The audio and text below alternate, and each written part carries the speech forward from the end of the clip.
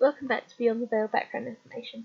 Today we're doing more of the Veil cultural aspects, and we're following on from our one about the Coven with a discussion of the Gathering.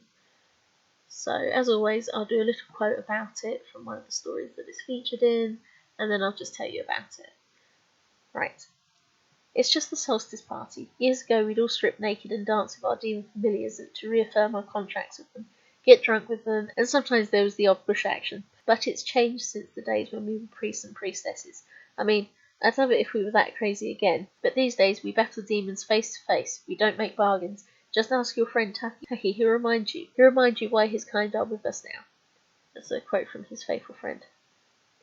Part of our little bit of witchy culture within the Veil. This month we're going to discuss the Gathering, a special situation within the Veil that times into the four seasonal festivals of the year, generally including the two main solstice events, and involves the Covens having a very large party. Traditionally it was a meeting time when the Coven leaders gathered together at a sacred point of the Veil, where the Veil is weakest against the human and demon realm.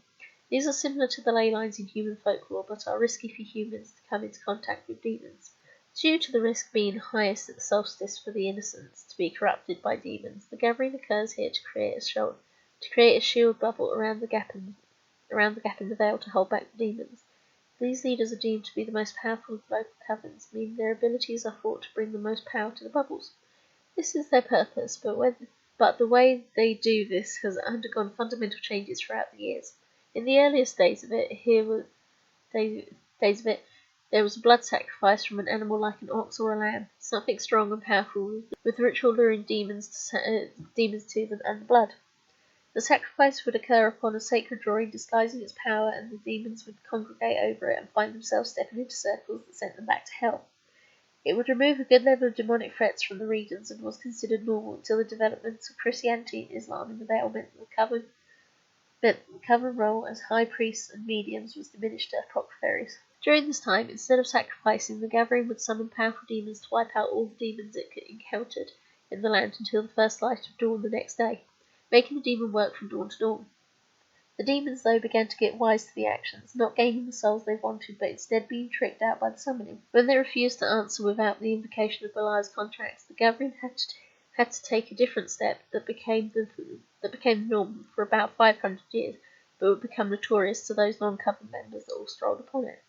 In these days, the Coven found that they would have more power and protection by taking on a demon familiar, a demon bound to their soul that would gain it and freedom upon the witch's death of old age.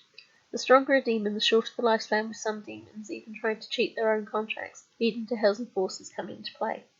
During this time, the dragon demons were running amok, and so to have a demon under control was considered the best option available. These demons would require appeasing, and choose the seasonal change in their contracts to give their powers to the protection of others, and make the witches do the same. But to do so meant engaging in what the demons wanted at that time, pleasure. In most cases, it was drunken, naked dancing, singing songs to ward off evil, and watching the demons change into various shapes and act silly. With no power, there was no harm to anyone, and for the demons, it became the one chance to act like a human and feel human. The option was very seductive, with many demons becoming jealous and drawn in to watch the show rather than to cause trouble. For some gatherings, there were moments when some very attached pairs would actually accept sexual contact, which was accepted as a means to an end, and if engaged in, revoked the demon's ability to acquire the soul. In fact, it was found that most demons who engaged in this were often in love and loved in return, meaning that upon the death of their chosen one, they died too and entered the soul cycle, a cycle combined and purified with the human soul. It was a very harmless situation to anyone outside, open only to the most powerful of the covens, and most gatherings were tame, but there were occasions when humans and non-witches witnessed events and caused trouble. In the non-Veil, it led to various stories about witches invoking the devil himself, which it was not about, and amongst the Veil, accusations that the children of witches were rare half-demons and should be expelled from communities. It became a very anxious time. Suddenly, all members of the witching community were in danger, but for the control of the vampires upon them. Outside of the Veil, things were terrible, and not until the last execution of a witch in mainland Europe in the 1800s did that calm down.